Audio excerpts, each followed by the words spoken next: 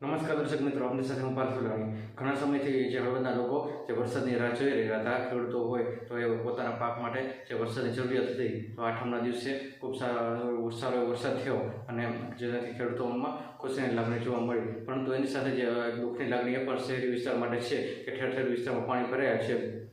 હળવદ શહેરના main road ઉપર જે પાણી જે અત્યારે લાઈવ દ્રશ્ય તમે જોઈ રહ્યા છો મિત્રો, કેવા એક વરસાદ પડ્યો છે, 2 ઇંચ જેટલો વરસાદ પડ્યો, 2.5 ઇંચ જેટલો, અને એમાં પણ ફૂટર સમાના પાણી જે ભરાઈ ગયા હતા. જે પોલીસ જવાનો છે મિત્રો, અત્યારે તમે લાઈવ દ્રશ્ય જોઈ રહ્યા છો કે કેવી રીતે બધા રેસ્ક્યુ કરી અને લોકોને રસ્તો પાર કરવામાં હેલ્પ કરી રહ્યા છે મિત્રો.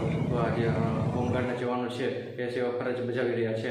પણ એ બધા જે આટલી બધી જે વ્યવસ્થા છે, તો પ્રી મોન્સૂન કામગીરીમાં શું વ્યવસ્થા નગરપાલિકા દ્વારા કરવામાં આવી, પ્રી મોન્સૂન કામગીરીમાં જે નગરપાલિકાએ કરવાનું હોય તો એમાં કેટલા કામો કરેલા છે એ પણ ઘણા બધા સવાલો ઊભા થઈ રહ્યા છે મિત્રો.